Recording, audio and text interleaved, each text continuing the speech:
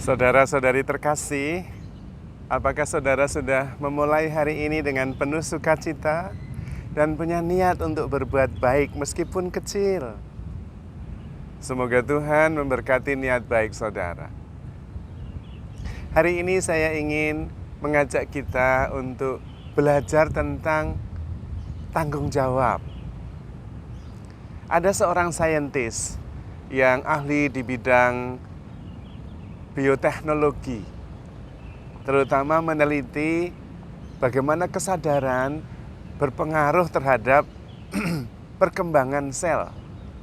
Dia adalah seorang ahli genetika juga. Tetapi supaya tidak rumit, saya mengambil beberapa kesimpulan sederhana yang dia ambil. Yang pertama, sesudah meneliti banyak kasus, beliau sampai pada kesimpulan bahwa penyakit yang disebabkan oleh genetika itu kurang dari 1%. Kecil sekali, kurang dari 1%. Lalu sisanya penyakit-penyakit itu muncul dari mana? Dia mengatakan bahwa kita yang bertanggung jawab atas kesehatan kita dan sakitnya kita. Karena rupanya pikiran kita itu bisa mengeluarkan hormon-hormon yang membuat sel-sel kita bertumbuh dengan sehat. Tetapi sebaliknya, pikiran kita bisa mempengaruhi munculnya hormon yang membuat sel-sel kita itu berhenti bertumbuh, bahkan secara genetika bisa berubah. Dan itu yang menimbulkan sel-sel kanker dan sebagainya. Kesimpulannya, pikiran kita itu powerful sekali, sangat kuat. Karena itu perlu melatih pikiran. Dia menjelaskan bahwa rasa bersalah, rasa sakit hati, dendam, stres, itu berbahaya sekali. Bisa menimbulkan berbagai macam penyakit, bahkan penyakit yang fatal.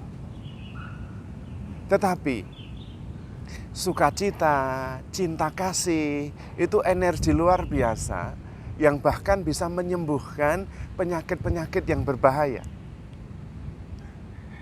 Dan tentu Anda dan saya kemudian terhubung dengan firman Tuhan. Hati yang gembira adalah obat. Nah, berarti ada konfirmasi, ada kesesuaian antara penelitian saintis dan apa yang dikatakan firman Tuhan dalam kitab suci. Maka penting sekali kita melatih diri untuk bisa mengendalikan pikiran kita. Terutama kita mengisi pikiran-pikiran kita dengan yang positif. Dan kalau energi cinta itu ternyata menyembuhkan dan menghidupkan, berarti firman Tuhan sangat tepat. Hendaklah kalian saling mengasihi. Dan kasih serta syukur itulah yang membuat hidup kita sungguh-sungguh bisa sehat, bisa antusias, bisa hidup sepenuhnya. Dan berarti firman Tuhan juga benar. Carilah dahulu kerajaan Allah, maka yang lainnya akan ditambahkan kepadamu. Dan kerajaan Allah itu masalah sukacita, damai sejahtera, kelegaan, kasih. Tuh. Berarti firman Tuhan terbukti oleh para saintis. Meskipun mereka tidak sengaja untuk mencoba mengarahkan penelitian mereka agar firman Tuhan terbukti. Memang kalau kita ada sukacita, ada damai sejahtera, ada kasih, segalanya akan muncul. Karena pertama-tama kita sehat dahulu, sehat lahir dan batin. Dan bukankah semua berkat yang lain di atas sehat lahir batin itu? Kalau tidak, kita mempunyai segala-galanya tapi sakit, apa artinya? Apa artinya kamu mendapatkan seluruh dunia tapi kehilangan nyawa? Oh, itu kata Rasul Paulus. Berarti firman Tuhan itu sangat tepat. Dan ini yang penting. Berarti Tuhan adalah sumber dari seluruh kesehatan kita, kehidupan kita. Kenapa? Karena kedamaian, pengampunan, rasa kelegaan itu hanya bisa sungguh-sungguh kita terima, kita peroleh dalam relasi kita dengan Tuhan. Kalau kita melakukan kesalahan atau hidup di dalam guilt, rasa bersalah, karena kita tahu yang benar, tetapi kita tetap melakukan yang salah, memilih yang salah, hanya Tuhan yang bisa mengampuni. Dan kalau kita datang kepada Tuhan, mengakui semua dosa kita, dan Tuhan mengampuni, ada kelegaan. Sekaligus juga ada kesembuhan.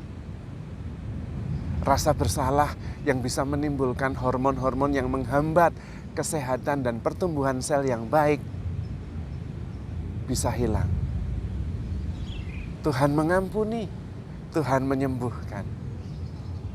Tetapi itu memang berarti kita juga termasuk yang bertanggung jawab atas kesehatan kita. Bertanggung jawab atas sakit kita juga.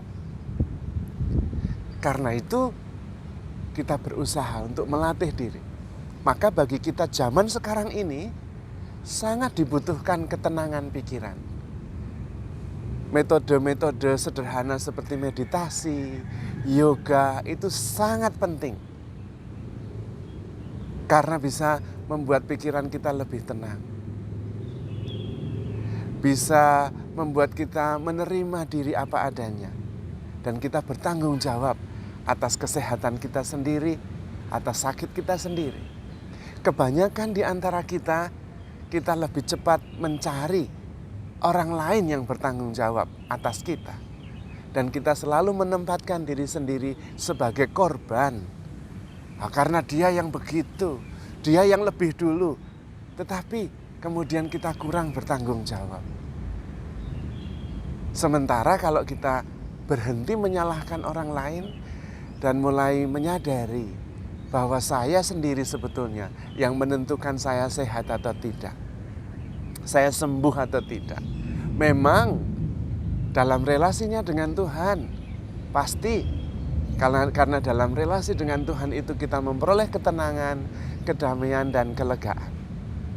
Dan di situ ada kesembuhan. Tetapi Tuhan sendiri seringkali mengatakan, terjadilah seperti yang engkau percayai. Imanmu menyelamatkan engkau. Apakah berarti Tuhan tidak mengakui bahwa Tuhan itu berkuasa menyelamatkan? Bukan. Tuhan tetap berkuasa menyelamatkan. Tetapi Tuhan ingin kita mengerti bahwa kita juga mempunyai peranan. Kita juga bertanggung jawab atas well-being kita. Kita mau sehat, bahagia, tentram, damai, kita juga bertanggung jawab. Kita sakit, kita menderita, kita stres, kita juga ikut bertanggung jawab. Bukan semuanya salah orang lain, bukan semuanya salah Tuhan. Kita ikut bertanggung jawab. Maka penting pertama membangun relasi dengan Tuhan. Dan poin utamanya dalam relasi dengan Tuhan itu adalah merasa damai karena dicintai, karena diterima apa adanya, karena diampuni. Dan kemudian kita belajar bertanggung jawab, memilih yang benar, ikut suara hati. Jangan sampai kita sudah tahu salah, tetap memilih yang salah. Kita akan hidup dalam guilt, dalam rasa salah yang berbahaya. Maka perlu melakukan yang benar, yang tepat, yang menimbulkan sukacita dari dalam, yang menimbulkan kelegaan. Karena hati yang gembira adalah obat. Kita perlu mempunyai keterampilan untuk menenangkan diri, bermeditasi, refleksi, sadar diri bahwa dicintai, bahwa tidak segala-galanya kita yang harus menyelesaikan. Kita bisa bersama dengan Tuhan. Kita membutuhkan orang lain. Kita bisa menerima orang lain karena kita bisa menerima diri sendiri apa adanya. Dan disitulah kemudian kita hidup dalam damai sejahtera, dalam kelegaan, dalam ketenangan. Dan ternyata semuanya itu ada di dalam diri kita. Baik di pikiran kita, di perasaan kita, maupun di hati kita. Maka kita perlu menguasai dan mengenal diri. Kita bisa menemukan sumber-sumber kedamaian, sukacita di dalam diri. Dalam relasi kita dengan diri sendiri yang nyaman dan tenang, otentik apa adanya, jujur, tulus, dan juga dengan Tuhan. Maka kita akan menemukan ketenangan dan sumber sukacita ada di mana-mana. Tanda pertamanya adalah kita merasa cukup. Cukup dengan diri sendiri, cukup dengan Tuhan, cukup dengan sesama, cukup makan sedikit saja, cukup dengan semua anugerah yang sudah disediakan Tuhan. Tidak terus-menerus merasa kekurangan, sampai tidak pernah merasa puas. Dan dengan demikian tidak bisa tenang, tidak bahagia juga. Jadi Anda sehat, Anda juga yang bertanggung jawab. Anda sakit, Anda juga yang bertanggung jawab. Maka mari kita terus-menerus belajar, berefleksi, menemukan cara, jalan untuk bisa lebih damai. Dan jalan yang paling baik adalah datang kepada Tuhan. Datanglah kepadaku, kalian semua yang letih, lesu, dan berbeban berat. Aku akan memberikan kelegaan kepadamu. Dan ini bagi kita yang hidup zaman ini sangat penting. Karena zaman ini kita hidup penuh dengan stres, dengan tekanan, dengan kekhawatiran. Banyak hal yang membuat kita khawatir, merasa tidak aman. Karena kita kurang mengenal diri sendiri. Terutama mengenali Tuhan yang ada di dalam diri kita dan sangat mengasihi kita. Dan kita cukup dengan Tuhan yang ada di dalam diri. Kalau kita keluar bukan mencari apa yang kurang, tetapi kita keluar karena mau membagikan kelimpahan kecukupan yang sudah kita alami dari dalam diri, di mana Tuhan bersemayam mengasihi kita tanpa batas. Dan dengan demikian kita bisa berbagi kasih, sukacita, pengharapan, dan damai sejahtera. Maka jangan dibalik, mencari damai sejahtera keluar, supaya hati tentram dan damai. Tidak ketemu. Tetapi carilah Tuhan yang mengasihi kita tanpa batas. Dan selalu ada bersama kita Immanuel.